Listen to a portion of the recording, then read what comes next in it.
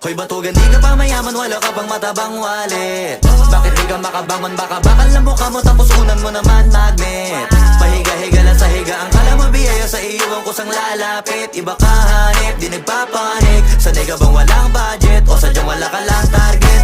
Yung iba namang mga tamad ay meron din kakaibang mindset.